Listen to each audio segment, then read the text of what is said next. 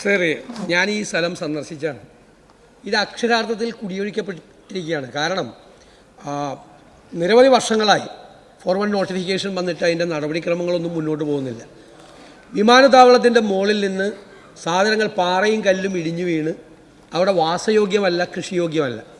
പ്രധാനപ്പെട്ട ആളുകളുടെ വരുമാന മാർഗം കൃഷിയായിരുന്നു. അത് പൂർണ്ണമായി നിലച്ചു, ഉപജീവന മാർഗം. നിരവധി വീടുകൾ തകർന്നു. പിന്നെ പ്രളയം ഉണ്ടായ സമയത്തുണ്ടായ നാശനഷ്ടങ്ങൾ. ഒരു തരത്തിൽ ഇത് ബാങ്കിൽ പണയം വയ്ക്കാൻ പറ്റുന്നില്ല, വിൽക്കാൻ പറ്റുന്നില്ല, ഒന്നും ചെയ്യാൻ പറ്റുന്നില്ല.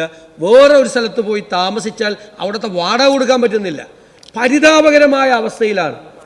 ആകാശത്തിനും ഭൂമിക്കും ഇടയിൽ ത്രിശങ്കുവിലാണ് ജീവിക്കുന്നതെന്ന് നമ്മൾ സാധാരണ പറയാറുണ്ട്. അക്ഷരാർത്ഥത്തിൽ ആ പാവപ്പെട്ട മനുഷ്യർ ജീവിക്കുന്നവിടെ. അതുകൊണ്ട് ഈ നടപടിക്രമങ്ങൾ എത്രയും പെട്ടെന്ന് വേഗത്തിലാക്കുകയും ഈ ജപ്തി നടപടികൾ നിർത്തിവെക്കാൻ വേണ്ടിയിട്ടുള്ള നടപടികളുമാണ് സ്വീകരിക്കേണ്ടത്. സർ, അതേപോലെ തന്നെ ഞാൻ അങ്ങയുടെ അനുവാദത്തോടുകൂടി ഒരു കാര്യം, ശ്രീമതി കെ രമ പറഞ്ഞ നമ്മുടെ റെയിലിൻ്റെ കാര്യം, പ്രോബ്ലം എന്താണെന്നറിയാമോ? റെയിലിൻ്റെ നിങ്ങൾ നോട്ടിഫിക്കേഷൻ ഒന്നും വന്നിട്ടില്ല, ഐ എഗ്രി വിത്ത് യു. പക്ഷേ ഓൾറെഡി അവിടെ കൊണ്ടുപോയി കല്ലിട്ടു. സാർ, ആ കല്ലിട്ട സ്ഥലം ഒരു കോപ്പറേറ്റീവ് ബാങ്ക് പോലും എടുക്കില്ല, പണയം വയ്ക്കാൻ പറ്റില്ല. ഒരു ബാങ്ക് പണയം വയ്ക്കാൻ പറ്റില്ല. ഒരാൾ ആ സ്ഥലം വാങ്ങിക്കില്ല. മാത്രമല്ല, ഫൈനൽ ഡിസിഷൻ വന്നിട്ടില്ല ഗവൺമെൻറ്റിൻ്റെ.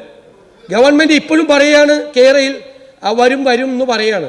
അപ്പോൾ ഈ റെയിലിട്ട് വരുന്നുമില്ല, ഈ സാധനം വിൽക്കാനും പറ്റുന്നില്ല, പ്ലഡ് ചെയ്യാൻ പറ്റുന്നില്ല. അല്ല, ഞാൻ പറഞ്ഞതാണ് അപകടകരമായ നിലയിലാണ്. ഇത് പരിശോധിക്കണം. അങ്ങനെ പരിശോധിക്കുമോ എന്നാണ് എന്റെ ചോദ്യം. അല്ല, ഇക്കാര്യത്തിൽ ജപ്തി നടപടികളെ സംബന്ധിച്ചിട്ടുള്ള കാര്യം ഞാൻ നേരത്തെ പറഞ്ഞു.